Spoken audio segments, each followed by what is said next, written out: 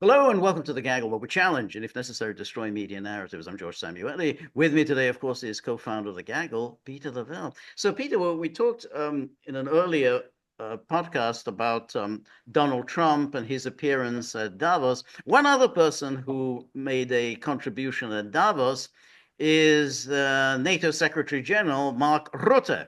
We don't have Jens Stoltenberg to kick around anymore, so we got to get used to kicking Mark Rutte about. Now, the thing about Rutte was that he's not taking on board anything that Trump is saying.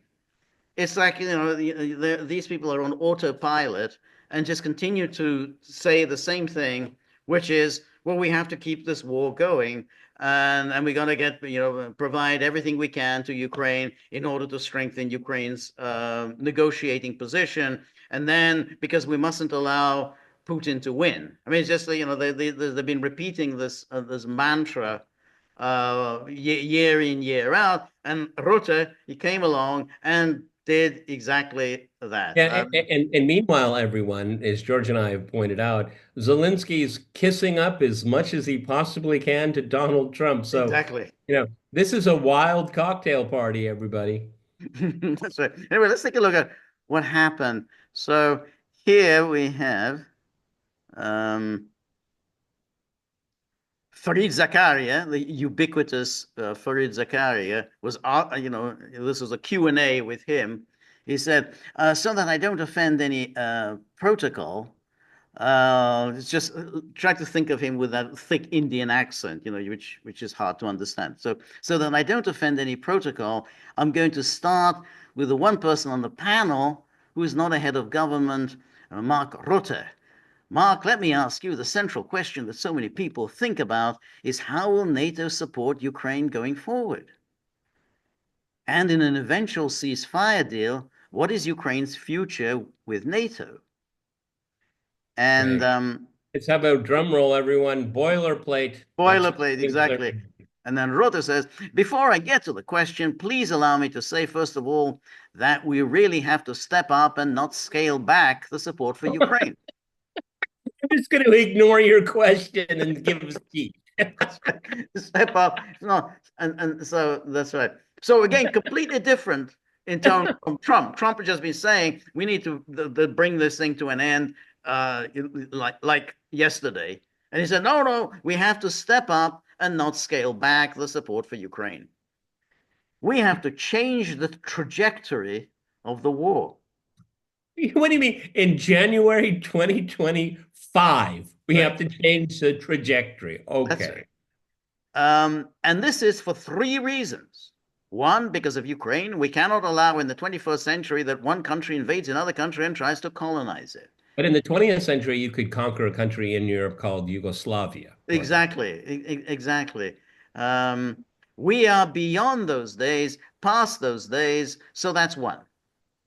Secondly, because we know it is, yes, Ukraine, but it's also about how China and North Korea and Iran and Russia are all working together. So once again, another piece of boilerplate cliche, mindless, absolutely mindless cliche that Well, NATO. also in a way, and we matter too. Europe matters too. We want it. We're on the playground too. But Right. no, you're not. You've retired. Right, that's right, that's right.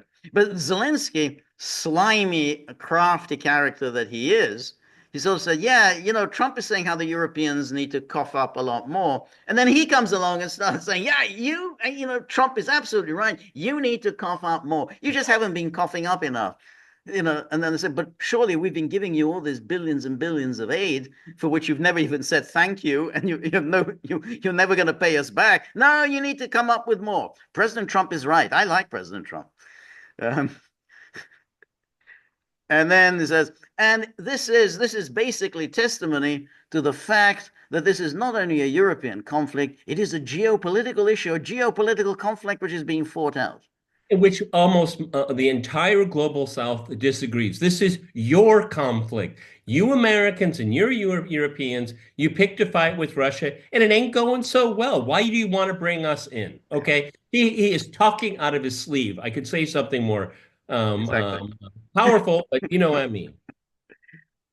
And if we get a bad deal, it would only mean that we will see President of Russia high-fiving with the leaders of North Korea, Iran, and China, and we cannot accept that.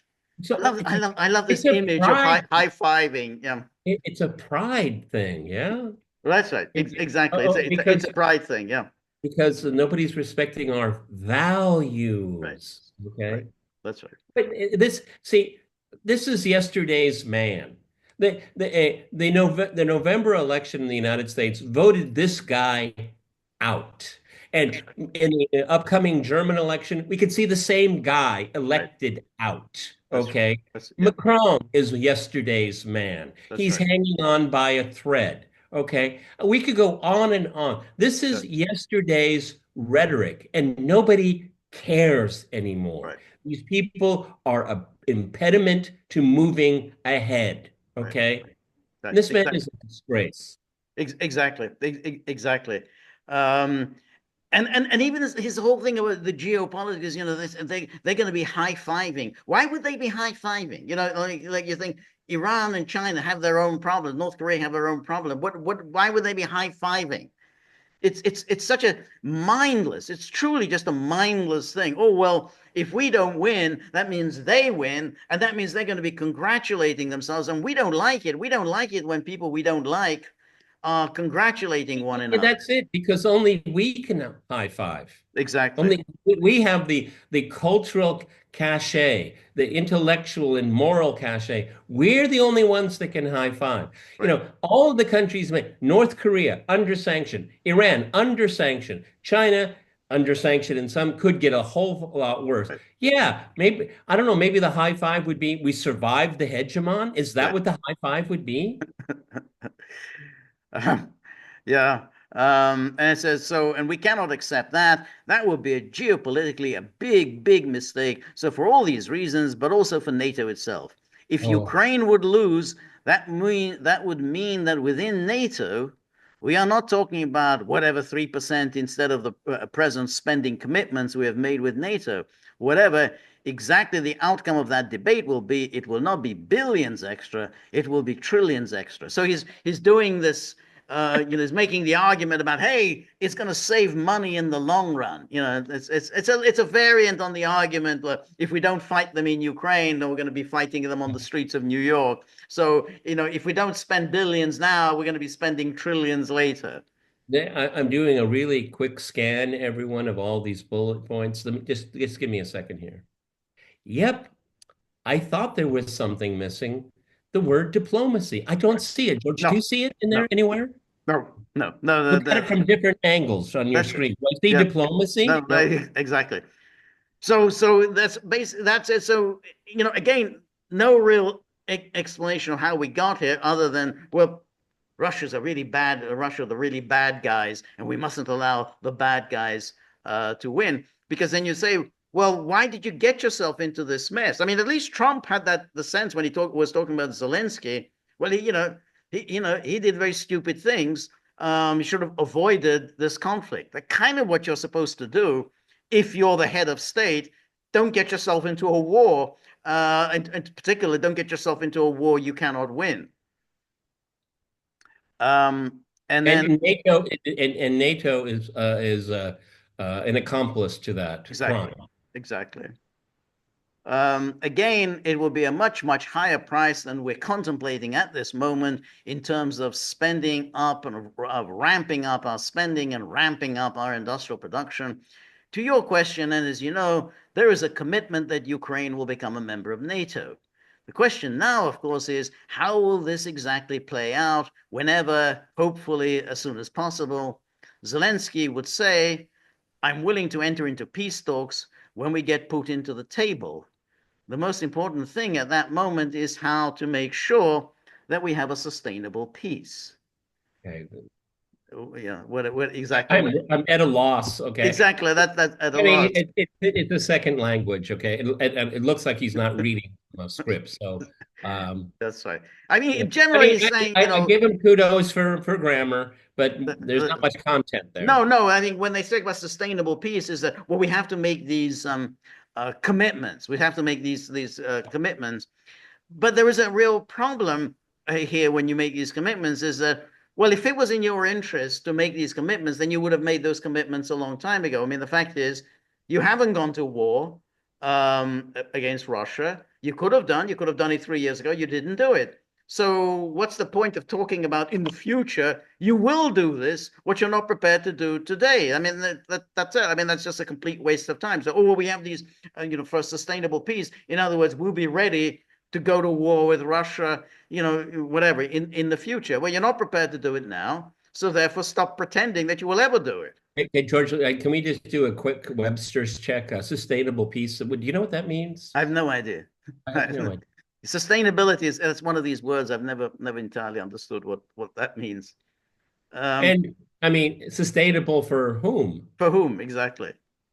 That we will never again experience what happened with Minsk in 2014, where we thought that we had a sustainable peace, but basically Putin was able to continue his quest to get more of Ukraine. Well, that's his understanding of history. I mean, that is so warped. Okay, when we have a litany of European leaders saying it was just buying time for Ukraine so we could NATOize right. it. Okay? Exactly. And Putin, much to his credit, is that when he was speaking to families of fallen soldiers, he admitted his error, his mistake in Right. believing the West. Yep. I mean, it's truly incredible for this has been to mention Minsk 24. That's not your card to play. That's right. Rutte. It's not yours. That's right.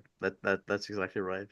Um, and he did in 2022, but before, of course, with the Green Men, not Russians, of course, but still, we know they were in the Donbass. So it has to be sustainable. And for it to be sustainable, we have to make sure that Putin will never, ever, ever, ever again try to get a square kilometer of Ukraine in the future. So it's NATO that determines the borders of Ukraine. It's NATO, but again, who, is there anyone in Europe who is willing to die for that? Putin never gets a square kilometer of Ukraine. Well, you keep saying this, but there's no great support within Europe for that proposition. So therefore, again, this is just the most ridiculous, empty posturing and leading to horrific deaths. Because you could say, well, since Europe is not going to, not willing to die for Ukraine, then it's time to settle. I mean, if there's no point in continually telling Ukraine, oh well, you've got membership of NATO down the road, and just hold on for a little longer, and then we'll be ready to commit ourselves unconditionally. Wait. It's like dangling a carrot in front of a donkey. Yeah. Yeah. You can go down the path as long as you want, but you're never going to get your carrot. Exactly. And then he's saying, and then he goes on, my problem with the question is this, that I see too many politicians inside Ukraine and outside Ukraine contemplating if you would have peace talks, what would that mean, first of all, for the territory the Russians have now captured? And secondly, what it would mean for NATO. And the risk here is that we start to negotiate with Putin, without Putin at the table. And the risk here is that we start to negotiate with Putin without Putin at the table. And the risk is that Putin is sitting in his reclining chair in Moscow, that he's just ticking boxes, yes or no NATO, yes or no keeping some of the territory I have captured in the past. Now, I'm not sure exactly what he's getting at, other than he doesn't seem to want to negotiate. Maybe he should be reading from a prepared text because right. Yeah. He's all over the place here. But I mean, look at the disdain here. Donald Trump, and George and I have already critiqued in the first part of this video about his strengths, his relative strengths and weaknesses when it comes to knowledge of the conflict here. But why is the risk that Putin's sitting in his reclining chair? And I mean, what kind of language is this? Okay. Right. Is that working towards a sustainable peace? Right. I mean, that's just disdain. It's very, very unhelpful. Right. And as I like to remind everyone, all of these words are instantly translated into Russian for people to read here. Okay. Right. But the gist of what he's saying is that we don't want to start negotiating. There's nothing we're not going to negotiate. We're just going to insist on our terms prevailing. even though you don't really have any idea how your terms are going to prevail. What's the mechanism for you to get your terms to prevail? You know, it's interesting because at night, every once in a while, there's a huge field behind my building, and every once in a while, I hear a dog barking and loud. Okay, it disturbs my dogs, and I think that's Mark Rutte out there all by himself. He's barking at the moon. Okay, thinking people are listening to him. Yes, that's right. Yeah, that's right. And then he said, so I would say our focus has to be to bring Ukraine in the best possible position when peace talks will start. That's area when peace talks will start. So now that we're going to continue to wage this war, and then we'll get these peace talks. It's always ridiculous because, of course, the more you go on fighting, then you say, well, yeah, let's go on fighting a little more so that we Yeah. get an even better position at the Well, peace. at some point, the best possible position will be in a nightclub in Kiev because the rest of the country will be gone. All right. I mean, this is absurd. Everyone, this has been the position for a better part of 2 years now. Okay. What is it engendered Ukraine? What Right. is it given Ukraine? The best possible position. Right. The best possible position is always in the past. That's It's right. never Exactly. going to be Well, in the future. exactly. Minsk was a very good position. Oh, And then Istanbul was even better position. And when they end, we have to make sure that the peace, then we have collectively fostered that the peace is sustainable, will never, ever be challenged again. Oh, this is, how's that going to happen? And never will ever. And yes, obviously, full NATO membership is then the easiest outcome. So that's the plan. That down the road we'll be ready to fight to the end for Ukraine, and that is sustainable. Well, as we've discussed before, Article 5 doesn't say we're going to fight, that you're going to go to war on behalf of any NATO member state. So all that you'll get from Ukraine being a member of NATO is you're going to keep supplying weapons to Ukraine in a war, which is more or less where you are now. So this final end goal will be exactly the same as where you are now. Well, let's just keep this war going longer, and we're going to keep supplying you with more and more weapons. okay. They need to start procuring more soldiers. Quote, and yes, obviously, full NATO membership is then the easiest out. What Ukraine is he talking about? Right. Right. What are the geographical borders of that country that he's talking Well, that's about? what we're seeing it. Well, somehow they're going to prevail. But whatever exactly the outcome is, it has to be clear that it is sustainable. Sustainable. And finally, on this, we have to make clear that Vladimir Vladimirovich Putin has no veto and has no vote on whoever would join NATO in the future. Well, the But Russians, he's already said we have a vote on the matter. I mean, he's saying we're not going to have NATO in Ukraine. I mean that's already a given. So again, that means you're planning on winning this war. Well, okay. Well, what are you going to do? I mean, just simply making these speeches and sending some more rockets and whatever, that's not going to win you this war. So that's a it's I mean, that's I think the contrast between Trump, I mean, whether he succeeds or not, but he does want to bring this to an end, as opposed to NATO, who says, well, let's just keep this going. And some way down the road, we're going to win. just, I see him on the one of the plains, the fields of Ukraine, yelling, "Sustainable, sustainable." Sustainable, yes, yes, he likes this word, yes. But sustainable is a buzzword, yeah, like sustainable agriculture. So yeah, and And also, George, okay, let's finally put this to rest, okay? Unbelievably, I got myself into a skirmish with Michael McFaul on Twitter, okay? Because he said the same thing here. Or maybe this is why he wrote it, because Mark said it, okay? yeah, Russia has no veto over NATO membership. Well, I suppose that's a fair thing to say, but Russia has a vote on its security. Okay. We're talking about two very different things here. They're not the same thing. Russia has a a full-fledged vote on what it determines its security requirements are. What NATO, that has no legal standing in the world whatsoever, what they say, what you say about your membership, that's your business. I could care Right. less. Right. Okay. But the thing is that NATO has repeated this ad nauseum, which is clearly wrong, because obviously every country has a veto on a direct threat on its borders. I mean, the notion, well, that's our business, that you don't have a veto on where we put foreign soldiers. That's our country, that's our sovereign right. Well, the United States made that clear at the time of the Cuban Missile Crisis. Cuba, a sovereign power, doesn't get to decide what missiles it's going to deploy on its territory. And they said, yeah, we have a veto on what Cuba does. And of course, every country has a veto if they feel threatened by a neighbor. So it's the you don't have any say in any threats on your borders.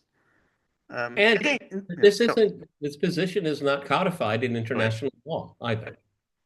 right. And We have to be clear. That's another one they like to that's say. it. We have to. Yeah, that's always a good one.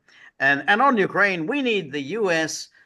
to stay involved. The Europeans always say this. The U.S. needs to stay involved and to do as much as possible to get Ukraine in a position of strength and have the peace talks start. Position of strength. Keep doing this, and then we get the peace talks.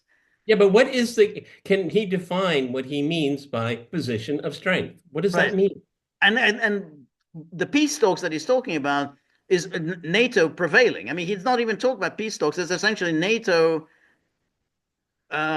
getting everything that he wants, which is presumably Ukraine in the 1991 borders, Ukraine inside NATO, with the peace talks. He doesn't really refer to any kind of peace talks. He's not talking about, well, what would be the kind of negotiated outcome that you would deem acceptable. They never spell this out. They say peace, Well, which the public says, oh, yeah, well, that's good. We're the good guys. We want peace talks. But of course, that's not peace talks. It's essentially winning this war. what he's saying here, to do as much as possible to get Ukraine into a position of strength and have the surrender talks That's right. start. That's right. But I can tell the Europeans, if this new Trump administration is willing to keep on supplying Ukraine with defense industrial from its defense industrial base, the bill will be paid by the Europeans. I'm Oh, absolutely convinced of it. for all Europeans. Okay. That's right. We have to be willing to do that. Why do we have to be willing to do that? I mean, it's not like we Europeans are doing really well. Oh, we have to be willing to do that. Because at this moment, they are paying more than the Europeans. And here Trump is right.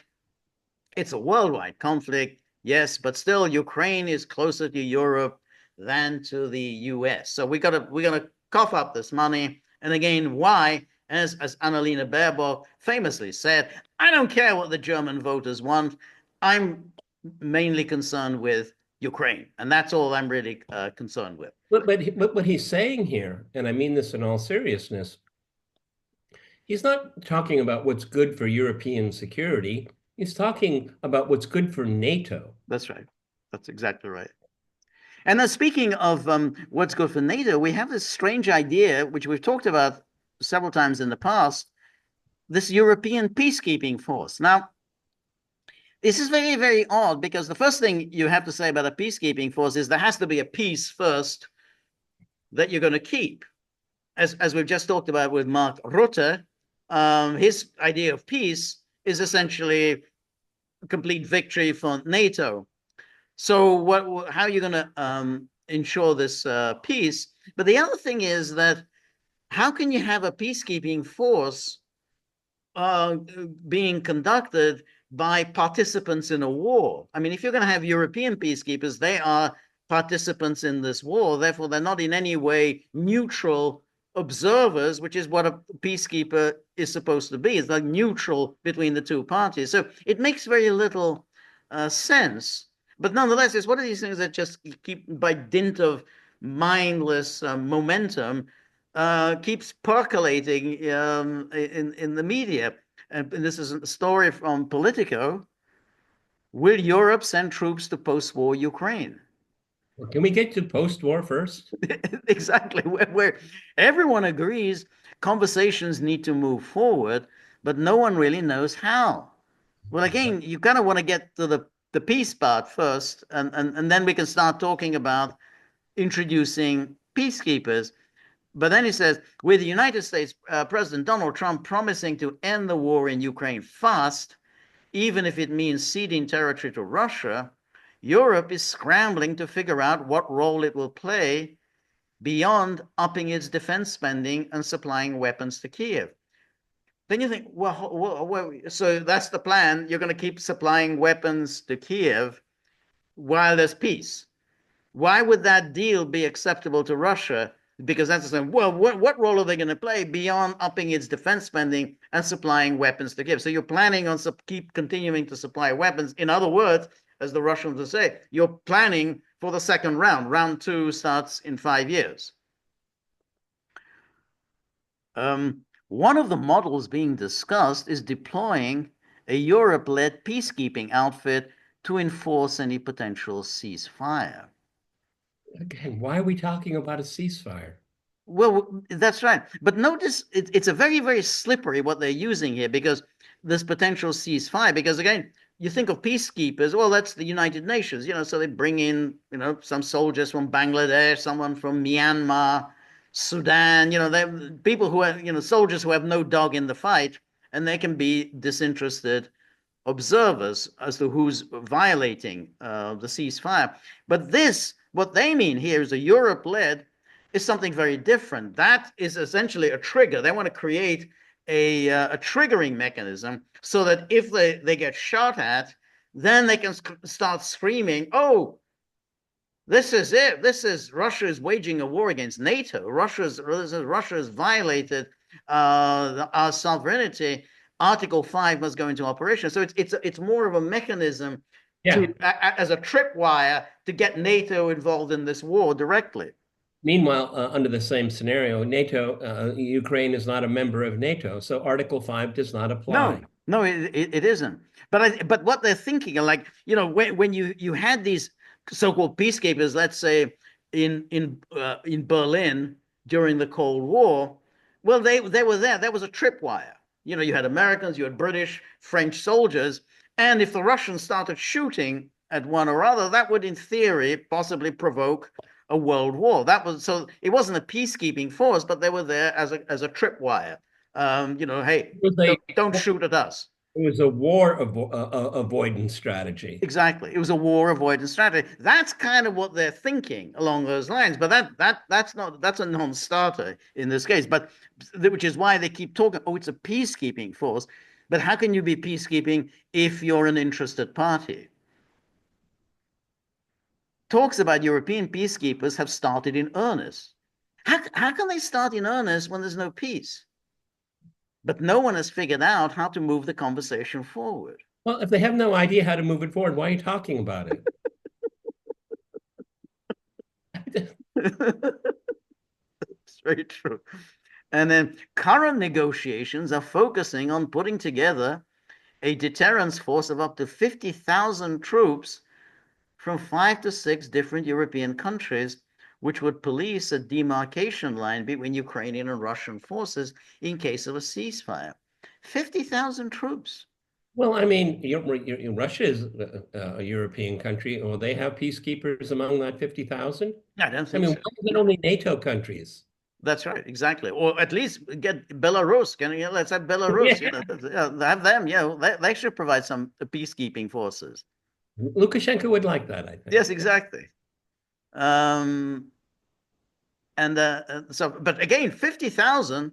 That's quite a number. Yeah, but okay. Everyone's serious question. As farcical as this idea is, I mean, this is Looney Tune stuff, as George and I have already alluded to. But who's going to supply the 50,000? Right. Who's going to do the logistics? Right. That's the key point. I mean, are they going to live in tents? Exactly. You need logistics, you need airlift, you need engineers, you need construction workers. I mean, it's a big, big operation if you're going to transport 50,000 servicemen into a war zone. Yeah, exactly. They're not going to be living out in the field. And then they're saying that according to a separate European security official, the British and French have already started some preliminary planning. Oh, great. What what are they doing? But Macron was seemingly alone in February 2024 when he refused to rule out sending Western troops to Ukraine, but a lot can change in a year. And then fast forward to December when the French president met then President-elect Trump and Zelensky on the sidelines of the reopening of the Notre Dame Cathedral in Paris. Trump reportedly asked Macron and Zelensky to present a credible solution for Ukraine. Days later, Zelensky publicly said that the deployment of European troops was a workable idea. Well, of course, Well, he's of going to course say he would. Well, of course he would. that's his dream come true, to provoke a war with NATO And to keep himself in power. and keep himself in power. And then Russian Foreign Minister Sergei Lavrov has slapped down the idea of peacekeepers in Ukraine and was quoted as saying Russia was not satisfied with the proposal. I didn't think he would be. For Kiev, a ceasefire and the deployment of European troops would mean accepting territorial concessions and risk seeing Russia hit Ukraine even harder in a couple of years. So again, the only thing that matters is whether Ukraine is actually accepting territorial concessions. That's all that matters. Yeah, but you see all through these reports is that only Russia would retool and That's of retreat. course exactly. They never consider for a second that, oh, that's what Ukraine would Right. give Ukraine time. That's Okay. right. Exactly. Because you know what, everyone, that cat is out of the bag. It was called the Minsk process. That's right. Exactly. Exactly. No less certain is what Trump will decide to do. Any plan to deploy European troops to Ukraine, especially NATO member countries, would likely need US backing to be an effective deterrent. That would keep Trump involved in Europe, something he doesn't want. No, I mean that's right. I mean that's the point. If you're going to go down this path of putting in these quote peacekeepers unquote, it means bringing the Americans in, and you're going to try and fool Trump by saying, "Oh, it's just peacekeeping. Don't worry about anything." I don't think he's going to buy it. So he knows perfectly well these ragtag European force isn't going to be able to fight. It would have to be the Americans in there. I think it's safe to assume that I don't know how Bannon and Trump are getting on, but Trump has got to be aware of what the war room is saying on a daily That's right. basis. That's right. Trump doesn't want his own Vietnam, That's right. Trump's Vietnam, and I'm sure Trump is aware of that. That's right. That's exactly right. And then Bloomberg is also going down this path. Zelensky says U.S. must be part of Ukraine peacekeeping force. Wow, he's so authoritative, isn't he? Ukrainian president aims to win U.S. support before Putin talks. And Zelensky speaks in Bloomberg television interview from Davos. And here we have Zelensky said that his European aims don't have enough the European enough soldiers to pose a realistic deterrent to President Vladimir Putin, and any other solution would risk opening up divisions within the NATO alliance. The 46-year-old Ukrainian leader is attempting to lock in support from his most important ally as the diplomatic push to halt the fighting in his country gathers pace.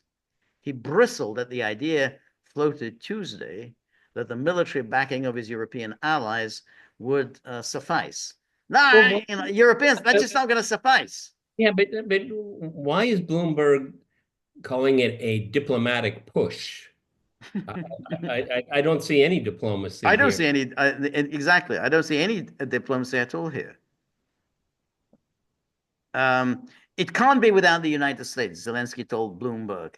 Even if some European friends thinks it can be, no, it can't be. Nobody will risk without the United States. He's right there, because he realizes it's a fraud to start talking about European peacekeepers. Europeans are not going to risk anything unless they have the backing of the United States. Otherwise, they're going to find themselves getting shot at, and they don't know what to do if they start getting shot at.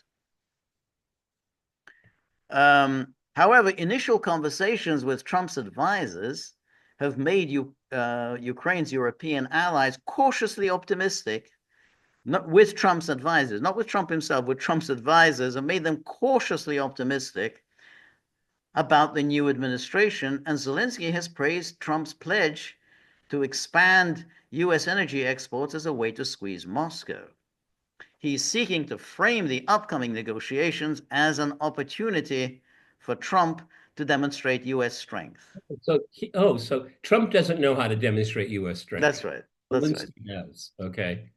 That's And right. George said something that's really important. With it's conversations with Trump's advisors. Well, that doesn't mean squat. That's right. Okay, That's it right. doesn't mean squat. Right. Exactly. Because these guys they're in some fancy restaurant. Some taxpayer is picking up the money, and Right. they're just spitballing. They're That's right. spitballing. That's right. Ending the victory and ending the war should be a victory for Trump, not for Putin. Putin is nobody to him. And then it goes on. For Ukraine, the key to any agreement will be the security guarantees from the US and Europe, which need to be sufficient to deter the Kremlin from invading again. Zelenskyy indicated that he wants to secure those commitments from Trump before engaging directly with Putin. But these, again, we have to keep repeating it. A security commitment means you're ready now to go to war for Ukraine, something that clearly the Europeans have said they're not. So what kind of security guarantees are you talking about?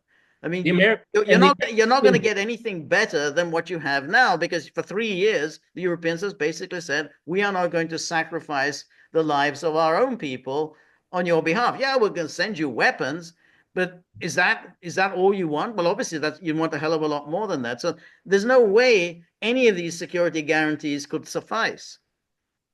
The American voters have already voted on this. Right. Trump knows it. Right. Exactly. They've kind of voted in Europe along those lines. I don't see any political party in Europe saying, incrementally, yeah, absolutely. Right, exactly. I mean, is there any political party in Europe that's saying, yeah, we gotta absolutely go and fight for Ukraine? Let's start. Well, no. The caveat, George, is there any political party in Europe winning? Winning, exactly. Yeah. I mean, Annalena Baerbock. I mean, she probably thinks that, but the Greens are in pretty much in free fall in Germany.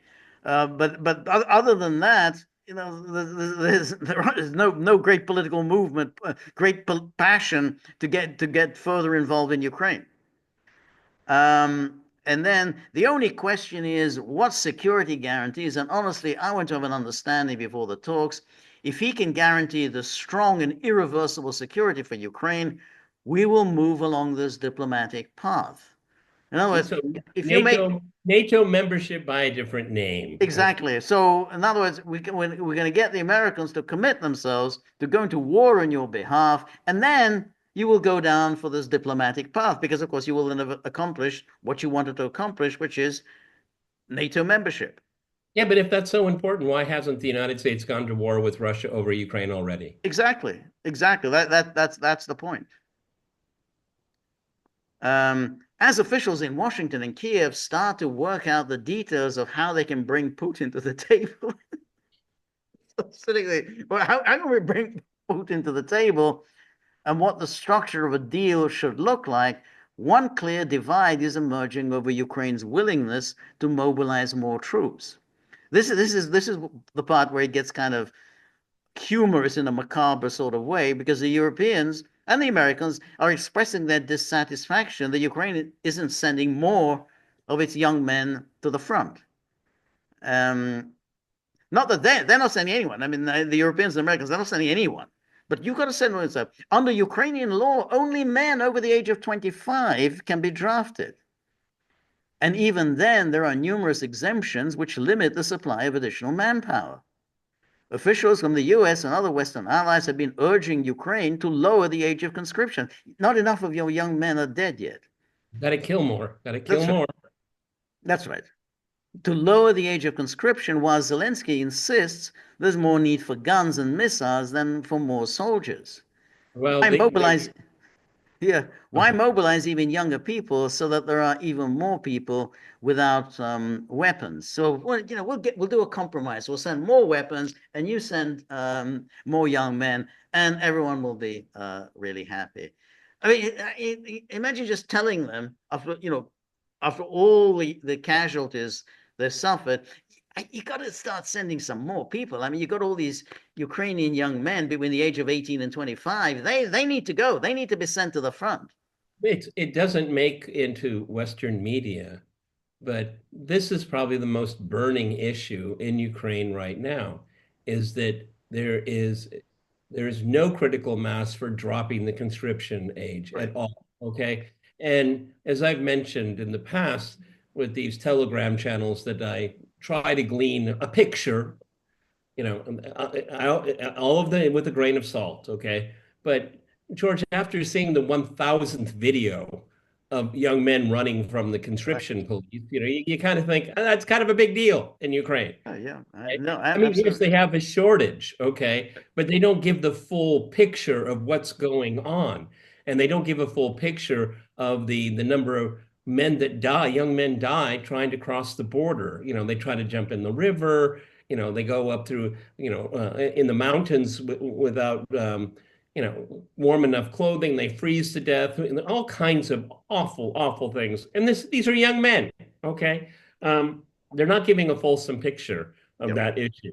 Yeah. Oh, Yeah. just lower the age. Yeah. Yeah. That that is it's an insult to humanity to talk like that. Okay, if you have to lower the age. Why? Because we need more men. Why don't you have enough men? Because they're all dying.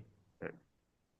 Yeah. No, that's that's absolutely right. And of course, imagine all these the parents, Ukrainian parents, they desperately trying to find, hiding their sons. They don't want to lose their sons.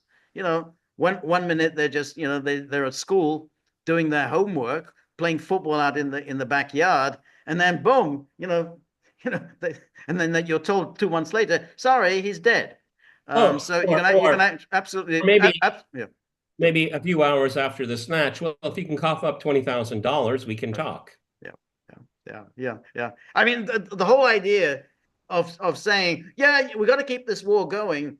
Oh, and by the way, you really need to send more of your young men to the front. I don't think you're doing enough. I don't think you're pulling your weight in the way that we expect you to. That's really the height of sort of cynicism and immorality. So there they are. We're talking about values, and this is your values. This is what you're imposing on Ukraine. Again, it's a war you cannot win, and you're essentially throwing away hundreds of thousands of And and, lives. and also, there's a trick that they're trying to Bloomberg and others, a trick that they're trying to play on Western audiences.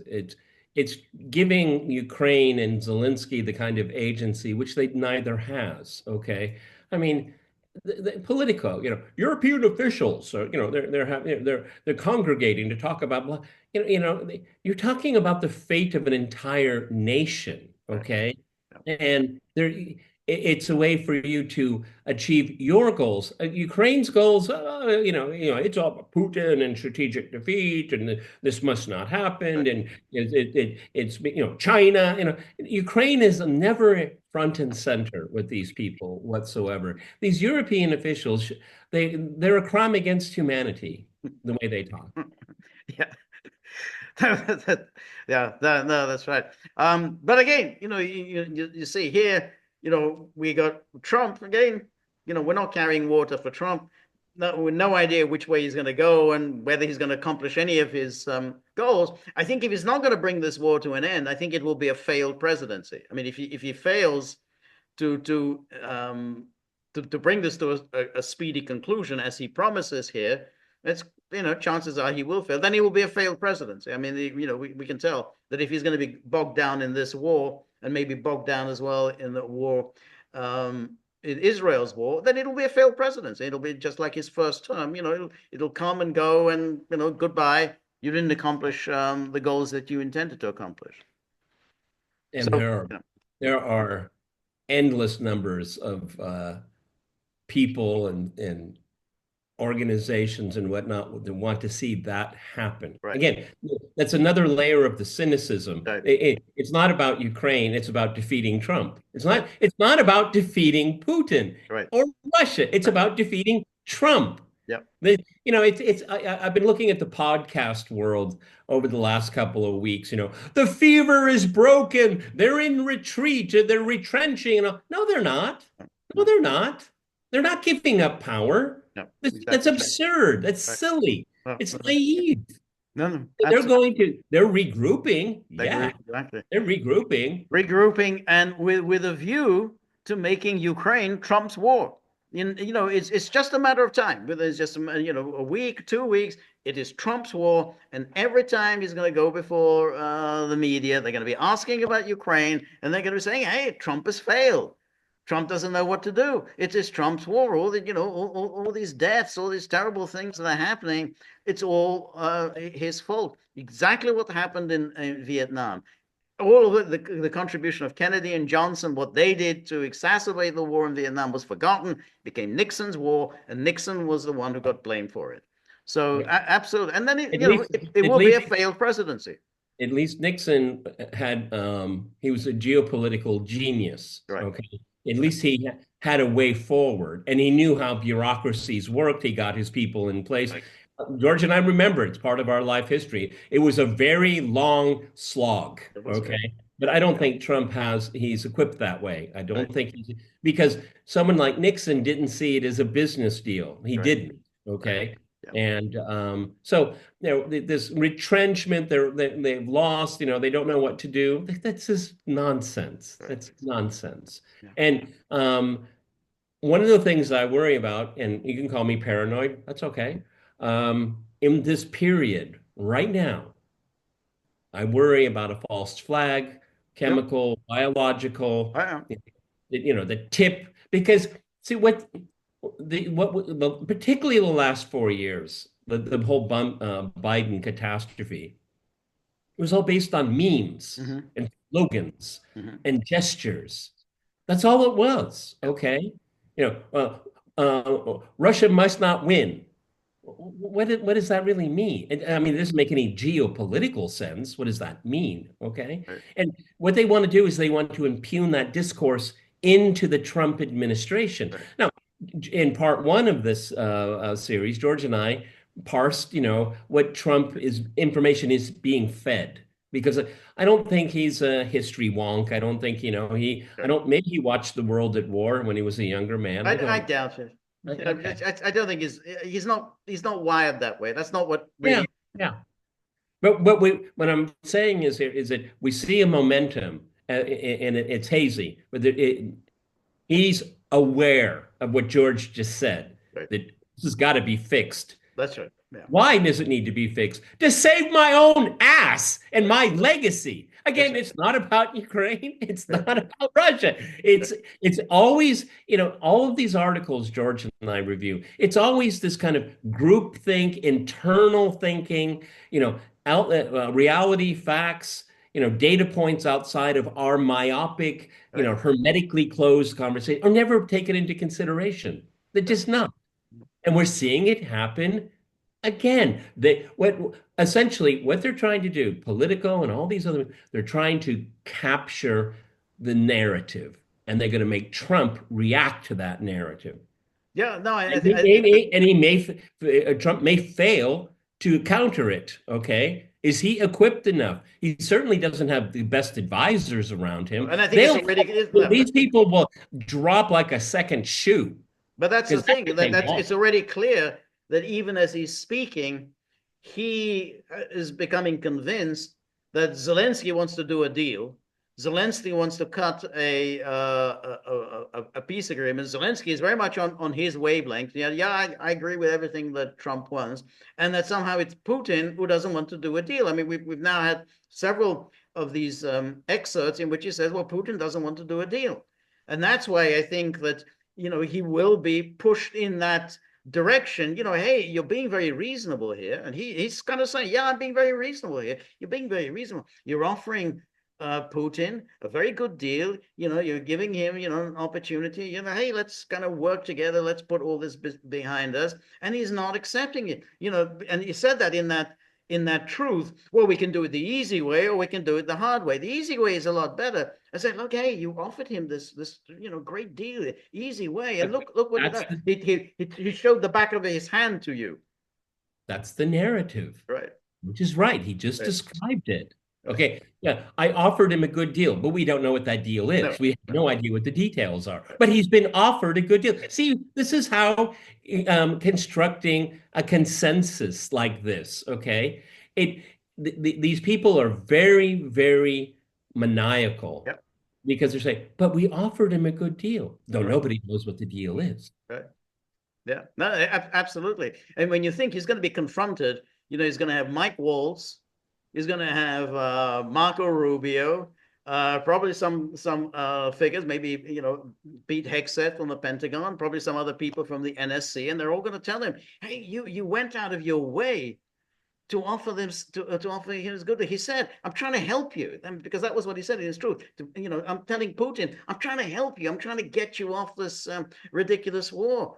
And now, you're turning around and showing me the back of your hand. Whereas Zelensky, he's willing and eager. He wants to do a deal.